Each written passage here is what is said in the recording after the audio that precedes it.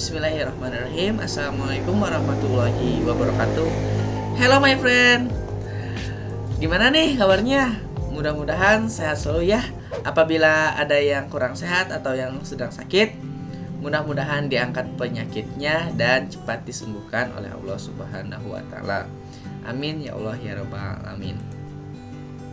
Baiklah, untuk mempersingkat waktu, untuk mata kuliah Geometri Euclid pada kali ini dengan dosen pembimbing Bapak Arif Abdul Haq SSI MPD, kami dari kelompok 3 akan membawakan presentasi pada kali ini.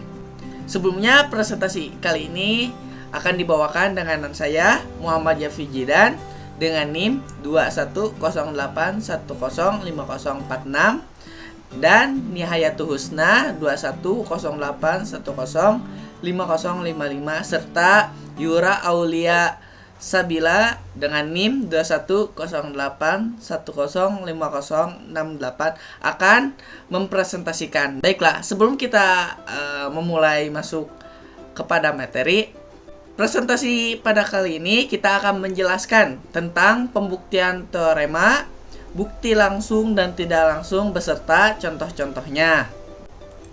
Sebelum kita memasuki materi, alangkah baiknya kita mengenal terlebih dahulu nih apa yang akan kita bahas. Di sini ada daftar isi. Yang pertama yaitu pembuktian teorema yang akan dibawakan oleh Nihayatul Husna, dilanjutkan dengan pembuktian langsung yang akan dibawakan oleh saya pribadi, dan yang terakhir yaitu pembuktian tidak langsung yang akan dijelaskan oleh Yura Aulia. Sebelum memasuki materinya, kita akan perkenalan dulu nih tentang materi yang akan kita bahas. Perkenalan materi yang akan dibacakan oleh Yura Sabila. Kepadanya dipersilakan. Introduction, pengenalan. Pada materi ini menggunakan penalaran deduktif untuk menuliskan bukti tentang segitiga kongruen. Langkah penalaran deduktif dimulai dengan kondisi yang diketahui atau hipotesis. Lalu kemudian menggunakan logika, definisi, dan postulat atau teorema yang sudah dibuktikan untuk membenarkan urutan pernyataan atau langkah yang menuntun ke hasil yang diinginkan berupa hasilnya atau kesimpulan. Bagian ini membahas proses penalaran untuk membuktikan teorema. Teorema pertama sejalan dengan sifat bilangan, yaitu sifat refleksif, simetri, dan transitif, yang juga berlaku pada kongruensi segmen dan sudut. Sudah nih, kalian sudah mengetahui kan tentang perkenalan materi kali ini? Baiklah, sekarang memasuki materi yaitu pembuktian teorema yang akan dibawakan oleh Nihayatul Husna. Sebelumnya di sini ada pepatah, if you believe you can achieve. Apabila kamu percaya maka kamu bisa mencapainya. Kepada Nihayatul dipersilahkan. Pembuktian teorema. Teorema adalah satu perumuman yang dapat dibuktikan menggunakan definisi, postulat, dan logika dari penalaran deduktif. Sebelum memasuki pembahasan mengenai pembuktian teorema, kita harus mengetahui tujuan khusus dari materi pembuktian teorema ini, yaitu yang pertama, menguraikan langkah-langkah pembuktian. Yang kedua, menyatakan teorema dalam bentuk jika maka. Yang ketiga, membuat gambar dari yang diketahui dan apa yang harus ditunjukkan dari gambar tersebut. Yang keempat, menggunakan sifat relasi ekivalen yang berupa refleksi, simetris, dan transitif dari suatu relasi. Langkah pembuktian teorema. Pada langkah pembuktian teorema yang pertama, yaitu sejalan dengan sifat bilangan yang berupa sifat refleksi, sifat simetris, dan transitif, yang juga berlaku pada kongruensi segmen dan sudut. Sifat yang pertama yaitu sifat refleksi. Sifat refleksi adalah sifat yang selalu sama dengan dirinya sendiri. Artinya, sisi dan sudut segitiga selalu sama dengan dirinya sendiri. Seperti contoh, sudut A kongruen dengan sudut A, yang artinya sudut kongruen dengan dirinya. Contoh yang kedua, segmen PQ kongruen dengan segmen PQ, yang artinya segmen kongruen dengan dirinya. Sifat yang kedua yaitu sifat simetris. Sifat simetris adalah sifat kongruen yang jika sudut segitiga 1 sama dengan sudut segitiga 2, maka sudut segitiga 2 sama dengan sudut segitiga 1. Hal ini juga berlaku pada segmen segitiga. Seperti contoh, sudut A kongruen dengan sudut B, maka sudut B kongruen dengan sudut A. Contoh sifat simetris pada segmen seperti segmen PRI kongruen dengan segmen XY, maka segmen XY kongruen dengan segmen PRI. Sifat yang ketiga yaitu sifat transitif. Sifat transitif adalah sifat kekongruenan pada 3 buah sudut atau segmen segitiga. Jika sudut segitiga 1 sama dengan sudut segitiga 2 dan sudut segitiga 2 sama dengan sudut segitiga 3, maka sudut segitiga 1 sama dengan sudut segitiga 3. Ini juga berlaku pada segmen segitiga. Seperti contoh, sudut A kongruen dengan sudut B dan sudut B kongruen dengan sudut C. Maka sudut A kongruen dengan sudut C.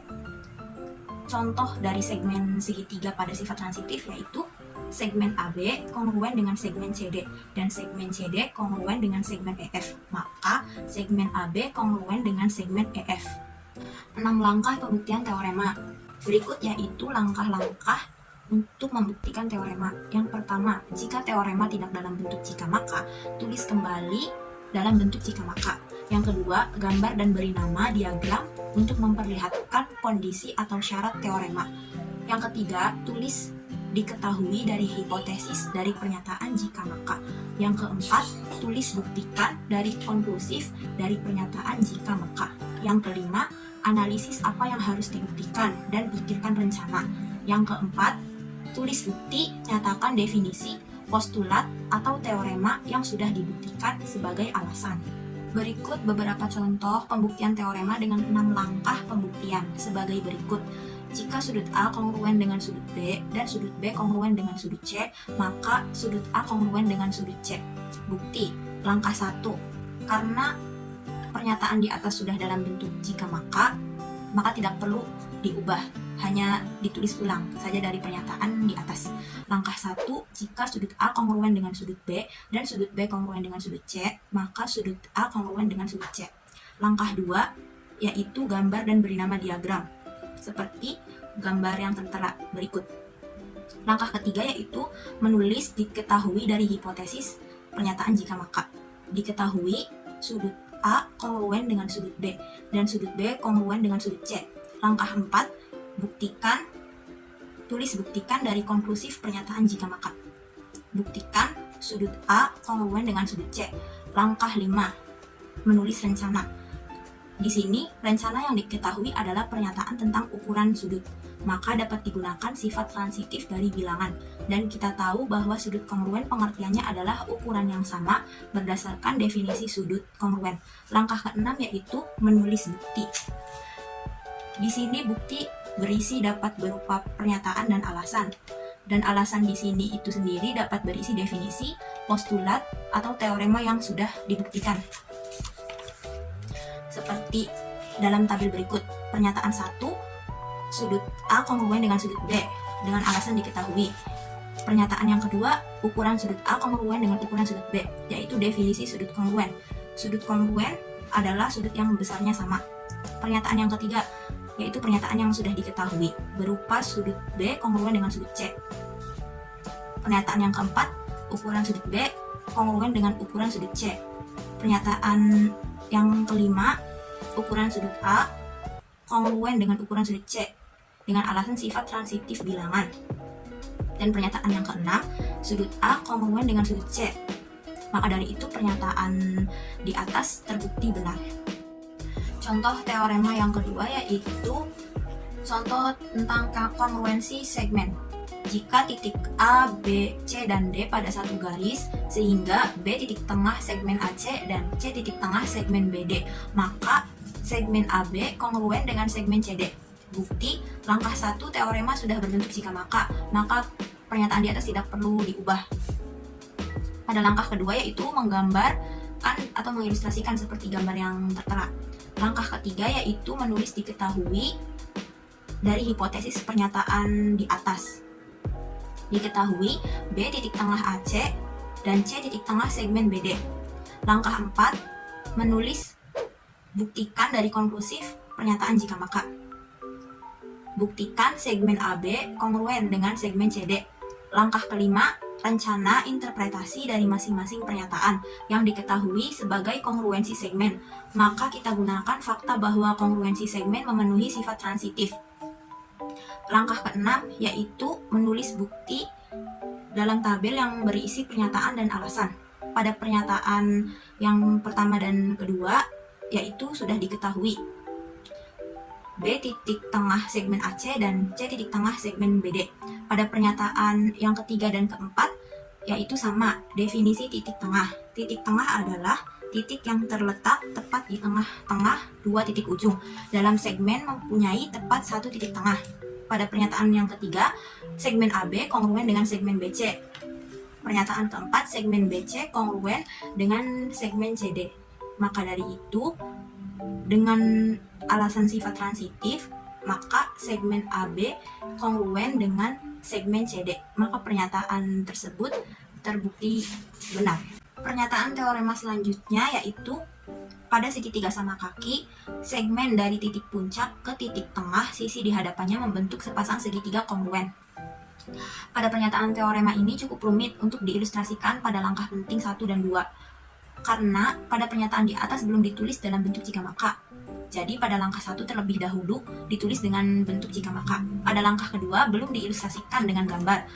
Maka dari itu pada langkah kedua terlebih dahulu diilustrasikan dengan gambar sesuai deskripsi pada teorema. Bukti.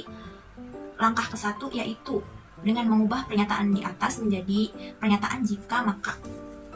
Jika segitiga ABC segitiga sama kaki dengan segmen AB kongruen dengan segmen AC, dan jika D titik tengah BC, maka segitiga ABD kongruen dengan segitiga ACD.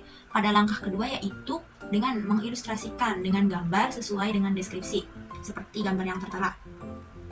Pada langkah ketiga yaitu menulis diketahui dari hipotesis pernyataan di atas. Diketahui segmen AB kongruen dengan segmen AC. D titik tengah segmen BC. Langkah keempat, menulis buktikan dari konklusif pernyataan jika maka. Langkah 5, rencana akan digunakan informasi yang diketahui, definisi titik tengah, sifat refleksif segmen bersama dengan postulat kongruensi CCC. Pada langkah ke-6 yaitu menulis bukti berupa tabel yang berisi pernyataan dan alasan. Pada pernyataan 1 dan 2 yaitu pernyataan yang sudah diketahui. Pernyataan 1, segmen AB kongruen dengan segmen AC. Pernyataan yang kedua, D titik tengah segmen. Pernyataan yang ketiga yaitu berupa definisi titik tengah, yaitu segmen BD kongruen dengan segmen CD. Pada pernyataan keempat yaitu berupa sifat refleksif kongruensi segmen, yaitu AD kongruensi dengan segmen AD. Jadi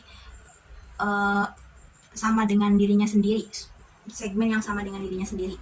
Pada pernyataan yang kelima yaitu segitiga ABD kongruen dengan segitiga ACD dengan alasan postulat kongruensi CCC. Postulat kongruensi CCC yaitu menyatakan jika semua sisi dari satu segitiga kongruen berturut-turut dengan semua sisi dan segitiga lain, maka dua segitiga itu kongruen. Dari pernyataan kita tahu bahwa semua sisi segitiga ABD berturut-turut dengan semua sisi segitiga ACD, maka kedua segitiga tersebut kongruen. Pada pembuktian teorema, selain menggunakan sifat refleksi, sifat simetris, dan sifat transitif, bisa juga menggunakan penambahan dan pengurangan pada sifat kesamaan sifat bilangan. Penambahan pada kesamaan, jika A sama dengan B dan C sama dengan D, maka A plus C sama dengan B plus D. Pengurangan pada kesamaan, yaitu jika A sama dengan B dan C sama dengan D, A lebih dari C, maka A dikurangi C sama dengan B dikurangi D. Perkalian pada kesamaan, jika A sama dengan B dan C sama dengan D, maka A kali C sama dengan B kali D.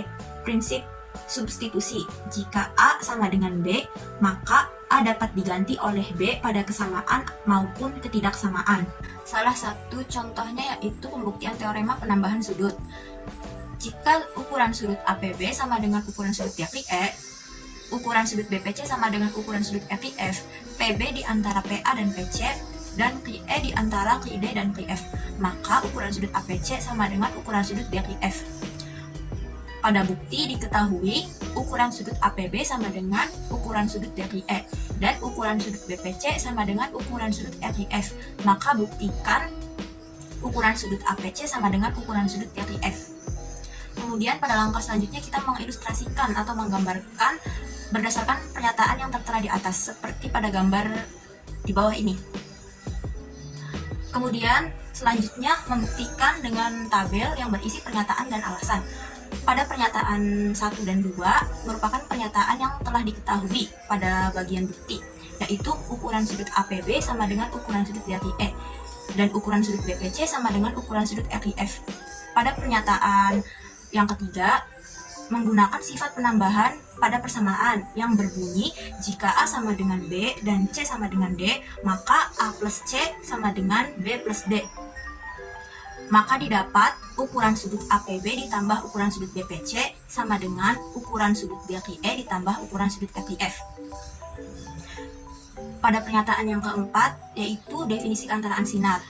Ukuran sudut APB ditambah ukuran sudut BPC sama dengan ukuran sudut APC. Pada pernyataan yang kelima, yaitu penjumlahan sudut. Dari ukuran sudut DRIE ditambah ukuran sudut RIF sama dengan ukuran sudut DRIF. Pada pernyataan keenam didapat ukuran sudut APC sama dengan ukuran sudut DRIF yang memiliki prinsip substitusi. Pernyataan yang keenam ini didapat dari pernyataan 4 dan 5, yang mana ukuran sudut APC didapat dari penjumlahan antara ukuran sudut APB ditambah ukuran sudut BPC, serta ukuran sudut DRIF didapat dari penjumlahan ukuran sudut DRIE ditambah ukuran sudut RIF. Secara umum, informasi yang menyatakan bahwa sinar di antara yang lainnya tidak dituliskan pada diketahui, namun cukup disiratkan pada gambar. Jadi pada gambar di atas terdapat sinar garis, yaitu PA, PB, PC, QE, QD, dan QF. Pada kalimat pernyataan PB di antara PA dan PC dan QE di antara QD dan QF tidak dituliskan pada bagian diketahui, namun diilustrasikan pada gambar yang tertera di sini. Nah, sekarang lanjut ke materi kedua. Udah jelas ya yang materi yang telah disampaikan oleh Nihayatul Husna. Sekarang yaitu bukti langsung yang akan disampaikan oleh saya pribadi. Di sini sebelumnya ada pepatah yang mengatakan study now or regret forever. Belajar sekarang atau menyesal selamanya. Langsung aja untuk materi bukti langsung, yaitu yang akan saya jelaskan.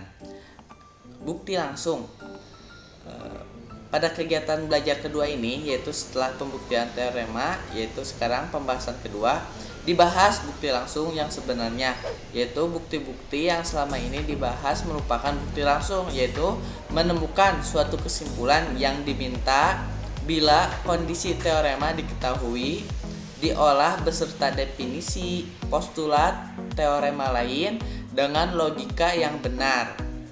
Pembuktian teorema menggunakan suplemen dan komplement. Definisi sudut, suplemen, komplement, dan sudut pasangan segaris. Yang pertama yaitu sudut saling komplement adalah dua sudut yang jumlah ukurannya 90 derajat atau bisa juga disebut dengan sudut siku-siku. Yang kedua yaitu sudut saling suplemen adalah dua sudut yang jumlah ukurannya 180 derajat atau bisa juga disebut dengan garis lurus. Pasangan sudut dengan jumlah 180 derajat atau garis lurus mempunyai titik sudut yang sama, satu kaki bersama, dan tidak ada titik interior yang berpotongan, disebut pasangan segaris. Sudut pasangan segaris adalah sepasang sudut dengan satu sisi bersekutu sehingga gabungan dengan sudut lainnya adalah garis. Teorema komplement kongruen, dua sudut yang komplement pada dua sudut sama atau sudut kongruen adalah kongruen. Bukti diketahui sudut A komplement dengan sudut C, sudut B komplement dengan sudut C. Buktikan sudut A kongruen dengan sudut B. Di sini ada sebuah tabel pernyataan dan alasan. Yang pertama yaitu sudut A komplement kongruen, sudut A komplement dengan sudut C, itu yang diketahuinya. Dilanjutkan yang kedua yaitu ukuran sudut A ditambah ukuran sudut C sama dengan 90 derajat atau bisa juga disebut dengan sudut siku-siku. Ini yaitu definisi komplement. Yang ketiga yaitu sudut B komplement dengan sudut C. Ini diketahui. Yang keempat yaitu ukuran sudut B plus ukuran sudut C sama dengan 90 derajat atau bisa juga disebut dengan sudut siku-siku, yaitu ini termasuk dengan definisi. Yang kelima yaitu ukuran sudut A plus ukuran sudut C sama dengan ukuran sudut B plus ukuran sudut C. Ini yaitu prinsip substitusi. Yang keenam ada ukuran sudut A sama dengan ukuran sudut B, yaitu sifat pengurangan. Yang ketujuh yaitu sudut A sama dengan kongruens dengan sudut B. Ini yaitu definisi sudut kongruen. Teorema samplemen kongruen yaitu dua sudut yang samplemen pada dua sudut sama atau sudut kongruen adalah kongruen. Diketahui sudut FGH dan sudut IHG dua sudut siku-siku. Sudut 1 kongruen dengan sudut 2. Buktikan segitiga IHG kongruen dengan segitiga FGH. Di sini ada tabel, yaitu yang pertama pernyataan, yang kedua alasan. Yang pertama yaitu sudut FGH dan sudut IHG yaitu termasuk sudut siku-siku, ini yaitu yang diketahuinya. Yang kedua ada sudut FGH kongruen dengan sudut IHG, disebutnya sudut siku-siku kongruen. Yang ketiga ada ukuran sudut FGH sama dengan ukuran sudut IHG sama dengan 90 derajat atau bisa juga disebut dengan sudut siku-siku. Yang keempat ada sudut 1 kongruen dengan sudut kedua, ini diketahuinya. Yang kelima sudut 1 dan sudut IHG komplemen, definisi komplemen. Yang keenam ada sudut 2 dan sudut FGH komplemen, definisi komplemen juga. Ada yang ketujuh yaitu sudut IGH kongruen dengan sudut FHG, termasuk teorema komplemen kongruen. Yang kedelapan ada segmen GH kongruen dengan segmen HG, di sini disebutnya refleksif. Yang kesembilan ada segitiga IHG kongruen dengan segitiga FGH, yaitu sudut sisi atau susi. Pembuktian teorema menggunakan sudut bertolak belakang. Definisi sudut bertolak belakang adalah dua sudut yang terbentuk oleh dua garis berpotongan. Sudut AOB dan sudut COD bertolak belakang.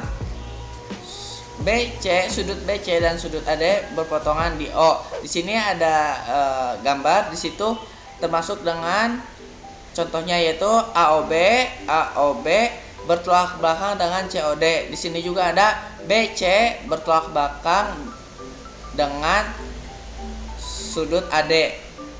Selanjutnya yaitu teorema sudut bertolak belakang. Jika dua garis berpotongan, sudut bertolak belakang adalah kongruen. Bukti langkah pertama yaitu sudah tertulis dalam bentuk jika maka. Yang kedua yaitu di sini ada sebuah gambar bisa dilihat oleh teman-teman. Langkah ketiga diketahui dua pasang sudut bertolak belakang yaitu sudut 1 dan sudut 3, sedangkan yang keduanya yaitu sudut 2 dan sudut 4. Langkah keempatnya yaitu buktikan sudut 1 kongruen dengan sudut 3, terus sudut 2 kongruen dengan sudut 4. Langkah kelima akan dibuktikan bahwa sudut 1 kongruen dengan sudut 3 dengan menggunakan fakta bahwa sudut 1 dan sudut 2 membentuk pasangan segaris dan bahwa sudut 2 dan sudut 3 membentuk pasangan segaris dengan menggunakan postulat pasangan segaris dan teorema samplemen kongruen. Membuktikan bahwa sudut 2 kongruen dengan sudut 4 bisa dengan cara yang sama. Di sini ada langkah ke-6 yaitu ada tabel juga, pernyataan beserta alasannya. Yang pertama yaitu sudut 1 dan sudut 3 bertolak belakang, itu yang diketahuinya. Yang keduanya yaitu sudut 1 dan sudut 2 membentuk pasangan segaris, ini disebut dengan definisi pasangan segaris. Yang ketiga ada sudut 1 samplemen dengan sudut 2, disebut juga dengan postulat pasangan segaris. Yang keempat sudut 3 dan sudut 2 pasangan segaris disebut dengan definisi. Yang kelima sudut 3 samplemen dengan sudut 2 disebut postulat. Dan yang terakhir keenam yaitu sudut 1 kongruens dengan sudut 3 disebutnya teorema samplemen kongruen. Selanjutnya di sini ada pembuktian teorema menggunakan sudut luar. Beberapa sifat ketidaksamaan bilangan real. Yang pertama, definisi lebih dari A. Jika A lebih besar dari B, artinya A sama dengan B plus C dan C adalah bilangan positif. Sedangkan sifat transitif, jika A lebih besar dari B dan B lebih besar dari C, maka A lebih besar dari C. Sifat penambahan, jika A lebih besar dari B, maka A plus C lebih besar daripada B plus C. Di sini ada juga sifat perkalian, yaitu jika A lebih besar dari B dan C lebih besar dari 0, maka AC lebih besar daripada BC. Jika A lebih besar dari B dan C lebih kecil dari 0, maka AC lebih kecil daripada BC. Di sini ada juga sifat trikotomi. Untuk bilangan real A dan B, satu dan hanya satu yang berikut benar. A sama dengan B, A lebih besar atau A lebih besar. Di sini ada sifat bilangan di atas akan dibahas sebagai berikut. Yang pertama yaitu sudut luar segitiga adalah sudut yang membentuk pasangan segaris dengan satu sudut segitiga. Di sini sudah ada gambarnya. Di sini ada menjelaskan tentang sudut luar dan ada sudut dalam yang berjauhan. Sedangkan yang kedua yaitu sudut dalam berjauhan terhadap sudut luar segitiga adalah sudut segitiga yang tidak berbatasan dengan sudut luar itu. Setiap segitiga mempunyai 6 sudut luar. Seperti gambar di bawah ini, di sini udah digambarkan ada 6 sudut luar, yaitu nomor 1, nomor 2, nomor 3, nomor 4, nomor 5 dan nomor 6. Diketahui dari gambar di bawah, di sini ada gambar segitiga kayak misalnya BPC atau juga bisa dengan QVR. Buktinya yaitu ukuran sudut ABP, lihat sudut ABP lebih besar daripada ukuran sudut QVR. Jadi sudut ABP itu lebih besar daripada sudut QVR. Buktinya apa? Di sini ada sebuah tabel, sebuah pernyataan dan sebuah alasan juga. Yang pertama, sudut ABP adalah sudut luar segitiga BPC. Lihat di gambarnya ya, sudah dijelaskan. Yang kedua yaitu ukuran sudut ABP lebih besar daripada ukuran sudut BPC. Ukuran di sini alasannya yaitu ukuran sudut luar lebih besar dari sudut luar yang berjauhan. Di sini sudah dilihat ya, sudah digambarkan di contoh gambar di atas. Yang ketiga yaitu ukuran sudut BPC dan sama dengan ukuran sudut QVR, yaitu bertolak belakang. Bisa dilihat BPC dengan sudut QVR itu yaitu bertolak belakang. Dan yang terakhir yaitu ukuran sudut ABP lebih besar daripada ukuran sudut QVR. Itu disebutnya dengan substitusi. Mungkin ini saja materi yang bisa saya sampaikan. Terima kasih. Nah, sudah saya jelaskan materi tentang bukti langsung. Sekarang akan dilanjutkan dengan materi bukti tidak langsung yang akan disampaikan oleh Yura Aulia Sabila. Sebelum memasuki materi ini, di sini ada pepatah reach your dream for come true. Raihlah mimpimu agar menjadi kenyataan. Kepada Yura dipersilahkan. Langkah-langkah pembuktian teorema menggunakan bukti tak langsung. Yang pertama, tulis diketahui dan buktikan dari hipotesis konklusi pernyataan jika maka. Yang kedua, andaikan negasi dari buktikan. Yang ketiga, tulis langkah pembuktian yang menuntun pada suatu kontradiksi dengan fakta, seperti teorema, definisi, informasi yang diketahui, dan sebagainya. Yang keempat, simpulkan bahwa pengandaian salah, haruslah buktikan itu yang benar. Berikut ini ilustrasi bukti tak langsung dalam pembuktian teorema. Bisa dilihat pada gambar yang memiliki satu titik potong P. Teorema, jika dua garis berpotongan, maka perpotongannya satu titik. Diketahui garis Q dan M berpotongan di titik P.